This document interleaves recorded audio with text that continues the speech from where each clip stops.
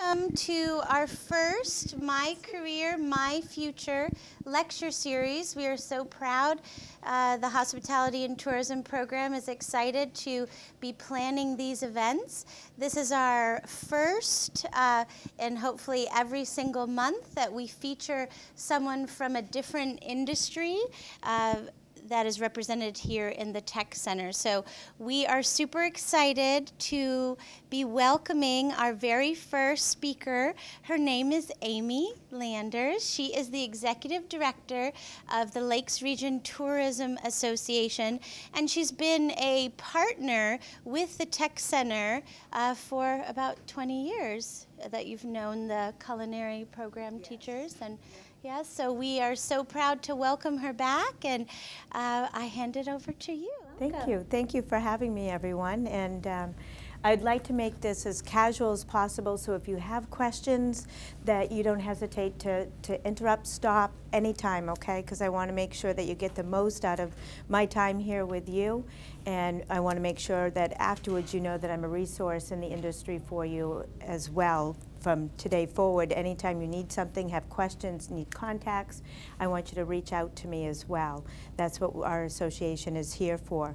So I represent the Lakes Region Tourism Association. The association actually is the oldest tourism association in the state. We were incorporated in 1936. The first employee that was with the organization for about 50 years is here in Wolfeboro, Mildred Beach, and I'm sure you may not hear of them. Some of the professors may know Mildred Beach.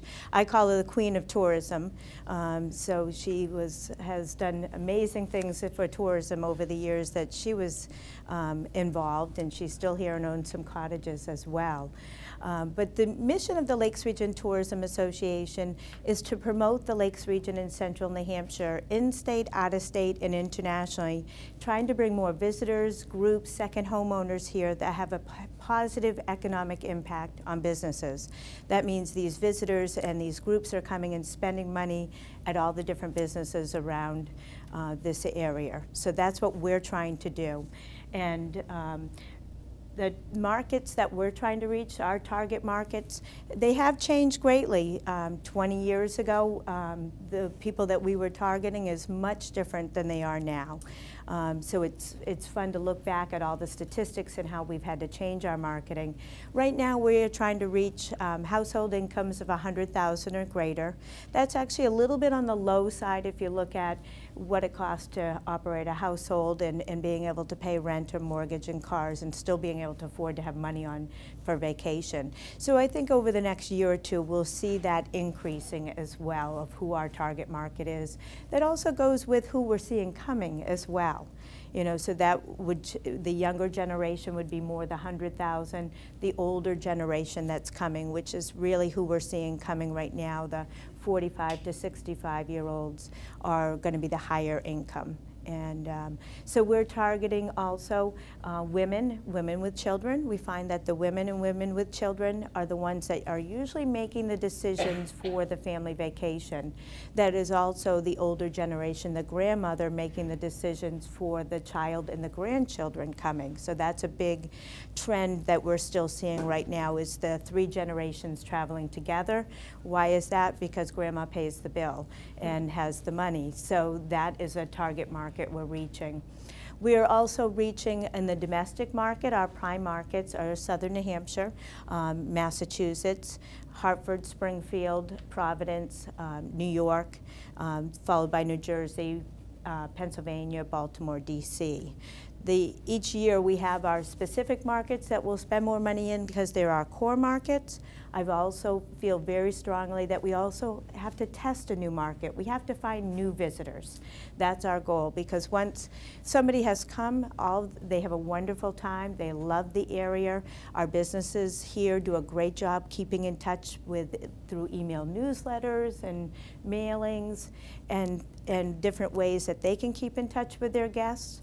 But our goal is to find a new visitor, and then the businesses in the area can make them a repeat visitor after that. So our test market over the last couple years has been the Philadelphia, Baltimore, DC areas. And years ago, probably about 15 years ago, we targeted that market as well. And then when the economy really started getting slower, we pulled our dollars closer to home, because that's the guaranteed visitor, those from the Massachusetts, Hartford, Springfield, closer by. And so we moved monies closer. And then as the economy is getting stronger, we're going back into those further markets. And the reason for that is a lot of times, because they're further away, they're going to make their travel plans farther in advance. So they're doing pre-occupancy, which then the hotels have that money with those pre-reservations ahead of time. And they're not usually canceling when they see the weather reports, where those with the closer markets, on a Wednesday they may say, oh, well, it looks like it's going to rain all weekend, let's postpone the trip. I just had a question. So when you're speaking about markets, and you're speaking about targeting those markets, could you give us a quick definition of the market you're describing, and then how you target the market? Sure. I'm going to go into some of our marketing plan after as well. So target means people we're trying to reach, and the visitors that we're trying to reach. And so that's why we're targeting the further markets and testing new areas. And then we can share that data with other organizations as well to say we got a great response, we know there's an interest, and so let's put more money into those areas to attract more visitors to come. Internationally, our target markets are the UK, Germany, France, Italy, Ireland, Canada, Japan, and the newest market is Australia and New Zealand. So we'll talk about a little bit in a minute about how we're reaching the domestic market and how we're reaching the international market as well. Just to give you so we've talked about the mission. Our mission is to try to bring more visitors here that are going to spend money to help the economy. So everything that we do, we have to look at and say, is that part of our mission? So every time our staff or people come up with ideas of things that we want to do, we have to say, is that part of our mission? So we have to make sure that it's fitting into the mission, but then we have to have goals. So every organization has a mission, and then every organization has goals. How do you reach that mission? For example, some of the goals that we have is, finding ways to reach the millennials, which will be our new travelers and new visitors coming up. How do we reach midweek travelers, those that can travel during the week in September? All of you are back in school, so your families aren't necessarily the ones that we are going to target, because they're busy with their weekly schedules and your weekly schedules and demands. Who can we find that could travel in midweek in September, so that we can increase occupancy during that time as well? So those midweek visitors are very important. How do we increase occupancy in the off-season? We know most of our businesses here, they don't need me in July and August. They're filled, the streets are busy. They need me in May, in April. They need me in the wintertime, in the late fall. So we try to find new ways, different marketing concepts, in order to meet those goals and bring visitors when our businesses need us as well. And just to give you a little background, so we're a nonprofit association, and we are called a DMO, which is a destination marketing organization. So I'll go to different conferences with people like myself that do this job all over the country.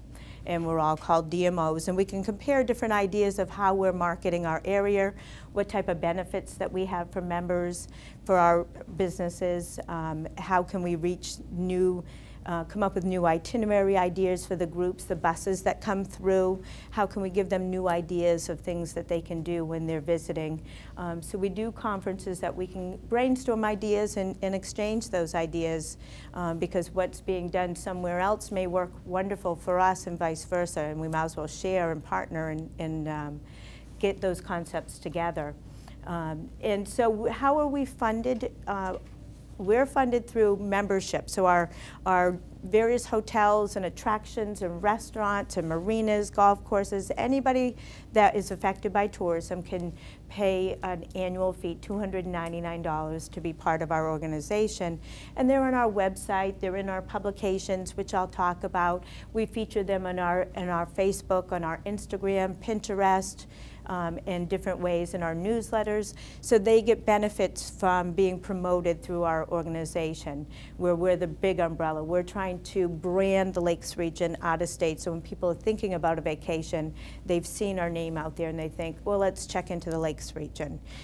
So we're funded through members paying a fee.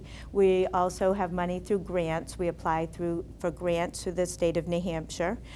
We do our own fundraisers to increase our budget. And then we also sell advertising in our publications and on our website.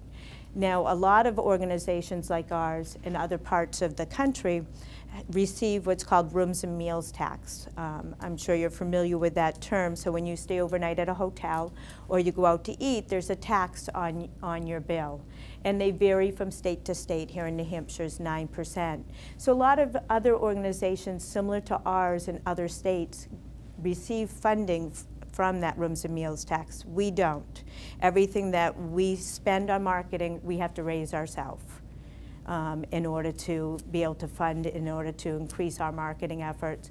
We have to sell more, start new fundraisers, and find new ways to generate money. So when I started, we were about a $295,000 organization. Now we're about $650,000. But still very small in the grand scheme of what's out there for other organizations. How do you differ from the local Chamber of Commerce? We are much different than the chambers. Chambers are working very closely with the businesses and trying to develop community programs, a sense of family, a sense of home, and working with the business locally to network. Where our goal is to educate people out of state, bring them here, and then the chamber can let them know how to get around the Wolfeboro area once they're here. We try to partner with various chambers. So for example, the Lakes Region Chamber, which is the Laconia Weirs Beach area, they used to put out a guide similar to ours, and it sat in the rack next to it, and a brochure rack. And we said, well, that seems like a duplication. We're taking the same dollars from, the Wolfeboro Inn is putting their ad in our publication and in your publication. So that's a duplication. It's a waste of their dollars. And since we put out 200,000 guides and they put out about 30,000, we said, let's take that money you're putting towards the guide and find out what we're not doing yet. Because a lot of the chambers do struggle with, they need to find programs to help the hospitality industry because there's so many of them in the different communities. So we looked at our marketing plan and said, well, at this point we're not doing any radio advertising in southern New Hampshire, which is a good market for the Laconia Weirs Beach areas. So we each put in so much money and combined that money, and and we were able to apply for a matching grant. So I'm just throwing out numbers. So we put in 5,000, and the Laconia Chamber put in 5,000. So now we have 10, and we could apply for a matching grant that became 20,000 that we could spend to benefit all the members in all the area without duplication. So we always try to work closely with the chambers and encourage members to take a look at what their local chambers are doing, because they have some important benefits that are different from ours as well. Now, just to go in a little bit about how we're marketing the region, how are we bringing visitors here? And again, what I'm telling you today would have been much different 20 years ago, as you know, with your electronics and everything that you see and do. Everything's changed greatly on how to reach people. Unfortunately, it's a difficult time for us because we have to do all of the old school ways of reaching people as well as all the new ways. So years ago when you had a budget and you could say, well, we're going to do everything in print publications, Better Homes and Gardens and Family Circle and Yankee Magazine, and everything went to print, you had your budget and all went there. Now we have to separate it out. We still do print advertising in some of our major publications. The company called Meredith Corporation puts out Better Homes and Gardens, Traditional Home, More, Yankee Magazine. Those publications work well for us for what we want to get out of those print ads, which is inquiries. Those are people that have inquired about the region, they have an interest in coming. We send them out a vacation package, which is our publications and a letter. But then we now have their name and address and email so we can keep in touch with them. Then we can send them new publications, we can send them our email newsletters. So those inquiries are important to us. We do have to look at what does that inquiry cost us. That's called cost per inquiry. So at the end of the year, what we do is we take a look at how many inquiries were produced from the advertisement that we placed in Yankee Magazine or Better Homes and Gardens. And that cost will determine of whether we'll advertise in that publication again. And usually $1 to $2 cost per inquiry is a very good cost per inquiry in print ads. And then we also do website advertising. Again, when website advertising first started, it was very basic. Okay, I'm going to put, you know, $30,000 into website advertising in the Boston area. Research boston.com or Comcast, whatever it may be. But now it's also gotten a little different and broken down. So then you take that $30,000, for example, and you'll say, well, I want to put it in the Boston market or I want to put it in the Baltimore market. Now you've got to select, do you want it to go on your ad to show up on desktop, or do you want your ad to show up on tablets or mobile devices? So now you have to break down that budget into those different components as well. So you can then dictate, say, okay, well, I'm going to give you $50,000. I want 20% on desktop and 80% on mobile and tablet. So you can tell them what percentage you want where. Now, we're still finding that a lot of people are doing their research on mobile and tablet. Then they will look at different properties. They'll look at 30 different hotels, and they'll be doing their search. But then they'll go back to desktop to actually make their reservation, is what statistics are still showing us.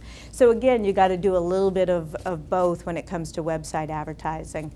We also do some television advertising, more in the key markets of Southern New Hampshire, Boston, radio. We also do a lot of Facebook advertising.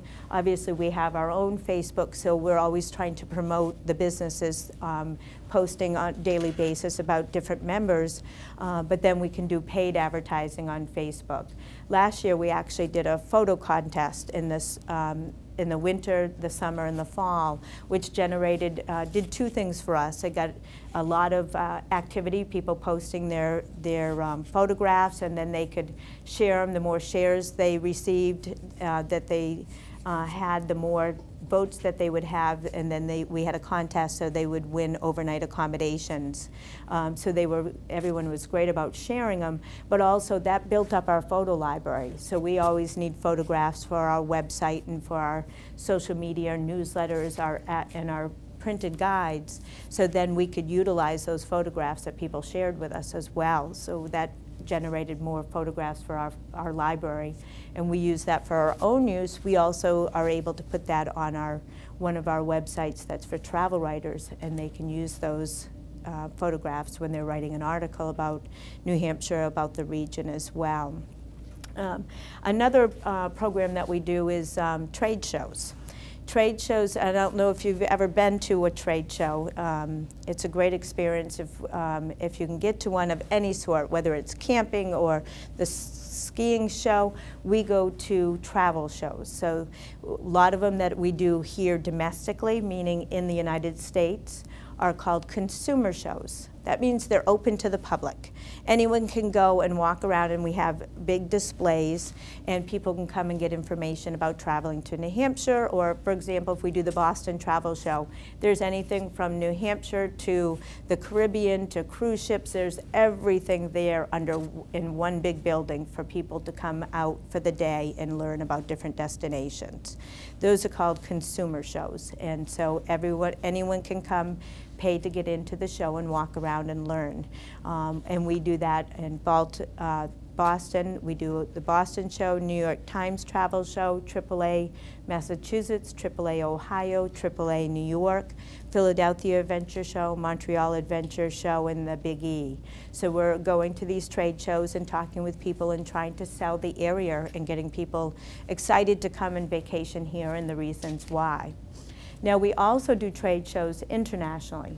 So all the countries that I mentioned that we promote, New Hampshire and the Lakes region, the UK, Germany, France, Italy, Ireland, Canada, Japan, and Australia, we do a combination of different shows. Because the international market still uses a lot of what's called tour operators. They're similar to travel agents here in the United States, but a lot of people still use tour operators internationally because of insurance reasons with booking their trip. So there's 2 different types of shows we'll go to. Some of the consumer shows open to the public, so we're educating the public in other countries. Others are for tour operators, so we have scheduled one-on-one appointments. So what you have to do is, before you're going to that country, to the trade show, a few months before, they'll say the database is open, start researching. So you'll read through all the different companies that are there and select the ones that you want to have an appointment with. So obviously we want to select those that have customers that are coming to the Northeast, have customers interested in outdoor recreation, have customers interested in water sports, things like that. So we go through and you qualify which ones make the most sense to meet with.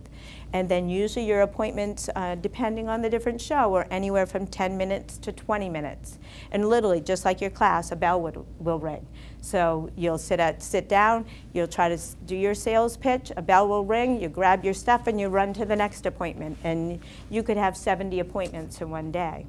And depending on the show, sometimes the tour operators come to your booth and sometimes you're going to their table. So it's a lot of fun. It's a lot of work ahead of time to prepare, to make sure that you know the company, that when you're sitting down in those 15 minutes that you're talking about what's important to them and you know who their customers are. And their customers could be people that are traveling in a group, like on a bus. They would fly over and land in New York City or land in Boston and come up by bus. Or they could be individuals, like families and couples, and we call them FITs, foreign individual travelers. So those companies are usually selling to both, so you have to have information that is helpful for both. So a question that several of our students had for you today was, what got you into this industry, and how many years have you been working in it, and what do you love about it? Tell us about your training, your education, if you would. Sure. Well, I started actually working at a motel in Weirs Beach, back at probably a lot younger than we were supposed to work in those days, cleaning rooms, and then I worked at Surf Coaster in the afternoon and at Monaco Beach in the morning. So started out in tourism for 4 or 5 years, and then actually I'll be truthful, when I applied to college, I applied to 3 or 4 different colleges, all with a different major, and whichever college I decided to go to, there were 3 different ones I was accepted to, and the one I decided to go to was the tourism program. So every college I applied for something different. I originally was going to be a veterinarian, and luckily I decided, after looking at veterinarian schools, to get a job at a veterinarian hospital at my junior year of high school. And I was very glad that I took that experience, because I had animals. I had horses and chickens and rabbits that I raised. And then I found, working at the veterinarian hospital, of course it could be different then than being 17, that I loved healthy animals, but I was not so good with the sick animals. So luckily I had that experience before going to school and spending all that money at a 4-year school, then going on from there.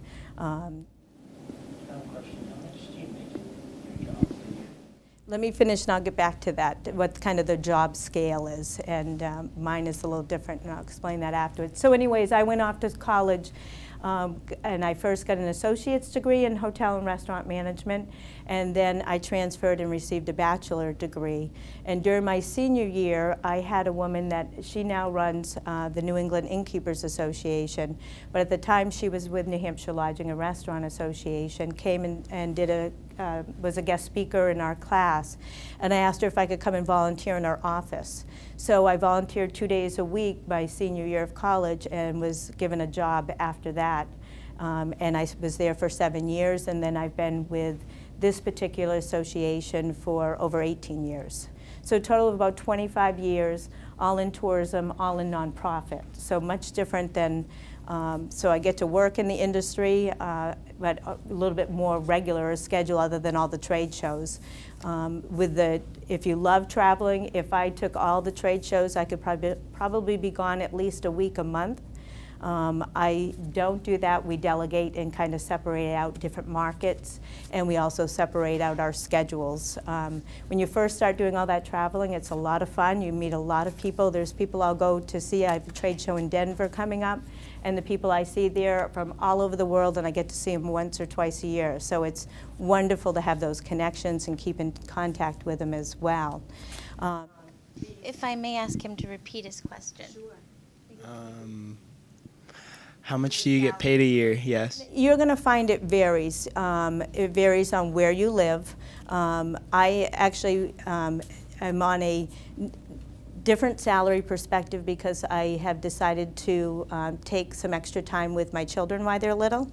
So what I would make on a regular is different than what I do now. But you're going to find for nonprofit management in New Hampshire or this kind of position, and as the director, anywhere probably from $50,000 to $120,000. You know, so it's going to vary. And again, what you can make in the Lakes region and what you would make in Massachusetts are night and day. I could double what I make if I wanted to travel to Massachusetts, which you know, was always a great idea until 6 children later. So maybe my second life to get back into worrying about how much the salary is versus quality of life. And those are things, obviously, when you're young, you want to make as much as you can. When you get older, like myself, right now, I have to determine what's more important for me, and right now it's quality of life and having some time with the kids while they're little.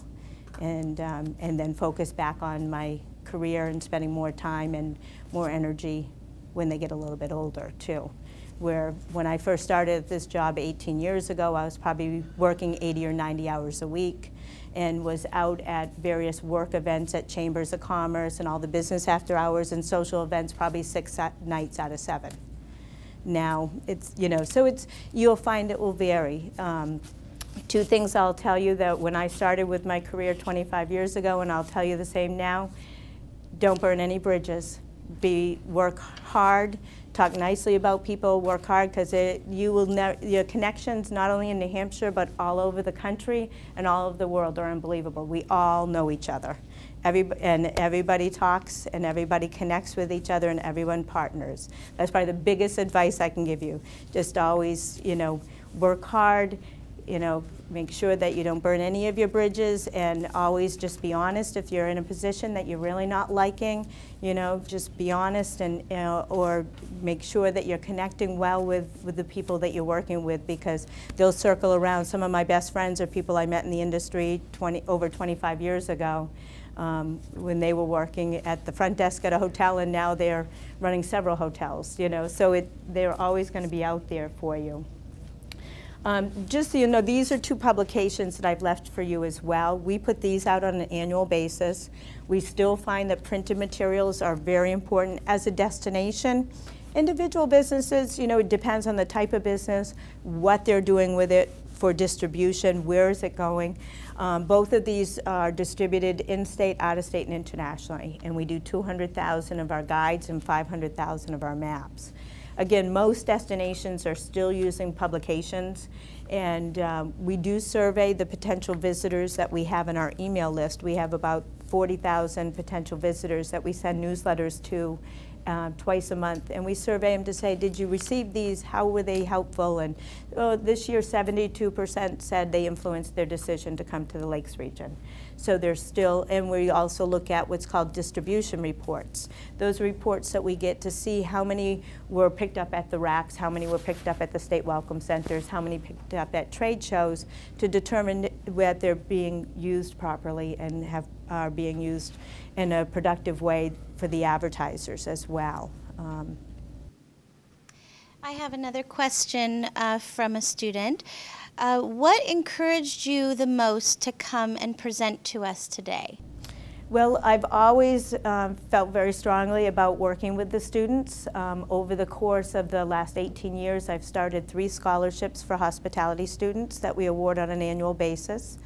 And we used to, which we're hoping to get back onto our agenda as well, used to do a live cooking show with the students at the Lakes Region Community College in their culinary program. So that was another program that I had started. So we would take those culinary students, go to a local restaurant. There was a film department at the Laconia High School, and they would come and film it, and it would be on public television here in the Lakes region. So it gave the students a great experience to do a live cooking show, the students that were able to film it, and then a new program to air on the public television channel here as well. So, and I know my experience working with Beth Stusek when she came to speak to my college class, what an impact that made on me and being able to go and work with her and get experience. So I've always more than happy to help all of you in any way to be successful in hospitality. What is most difficult about your job? I think the biggest challenge is funding. It's constantly, there's very rarely do I pick up the phone and don't ask somebody for a raffle prize, a donation for our silent auction, money for sponsorship, money for advertising. So it's constantly, and then trying to find new ways to raise money. You know, when people say, well, we're not going to spend money on our print ads this year, so if that business cuts $5,000 and by saying we're not going to do our print ads, for me, that's really $10,000 with our matching grants program, that how can we find different ways that that business will spend money with us. So that's probably one of the biggest challenges, is keeping, you know, that anytime we lose money, it impacts how many people you can add staff, how you're going to pay for staffing, how you're going to pay for insurance, operate the 2 visitor centers. And then on the marketing perspective, it's probably, you know, how do you take the money and decide how much is going to go towards the people that are our travelers that are coming now, the 44 to 65-year-olds. How much can you market to the millennials when they're not quite spending yet? And how do you reach them with all 4 seasons, and the timing? And again, that timing of when you place those ads has been, it changes greatly. 20 years ago, we were placing ads 1.5 years in advance because people made reservations that far in advance. 5 years ago, we were placing ads a month before. Now it's kind of split. Some people are making those reservations early. Some are making them at the last minute, so now you have to take that pool of money and separate it out that way. And now we're seeing a lot more businesses open in the winter, a lot more winter activity. So now shifting dollars so that we can fill rooms in the winter time when businesses need us, where 20 years ago there wasn't as much open in the winter time. So keeping on top of those kind of economic issues. For a student interested in the hospitality and tourism field, what is the first couple of steps that you would recommend to them to get involved in the business? And do you see the hospitality and tourism industry, especially in New Hampshire, to be a viable career option for our students in the future? There's so many career options in hospitality in New Hampshire and all of New England, but especially New Hampshire, with all 4 seasons that we have. I would say, you know, I was very happy that I went and got experience first to make sure that I enjoyed the industry. And that is really going, whether you can get a part-time job or just job shadow, go and talk to you know, whether it's the front of the house in the hotel or the back of the house with the restaurant or an attraction, find out a little bit more.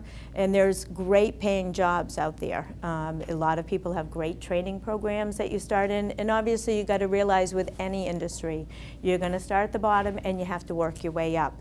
I didn't start in this position. I started with membership sales and selling memberships, and then moved up into different positions. So you will, you know, over the years, but in the hospitality, you can move very, very quickly if you're a good employee and you have a passion for it.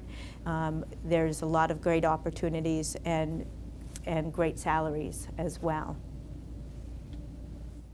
We have a question. Hold it down there. Yeah, sure. Right here. There. How do you work with small businesses to motivate them to push bringing tourists here? Because like while you said you bring them here, how do you make sure they the businesses make them stay and come back? Well, we work with the businesses first on trying to help them with their marketing, because a lot of our small businesses, they don't have a separate marketing department. You know, obviously there's bigger properties that do, but that's a very small portion of the businesses that we work with.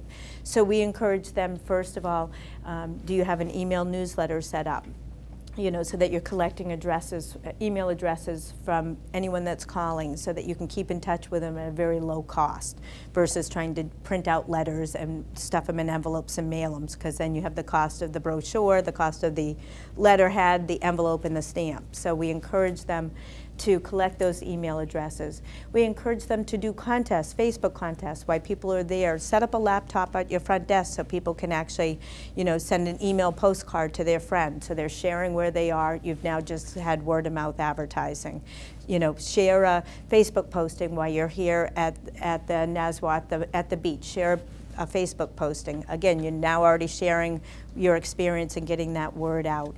And then we also help them with packages, so that if people, you know, if you have overnight accommodations, and work with the local restaurant, work with the local theater, have a package that includes overnight accommodations with tickets to the theater and a gift certificate to the restaurant.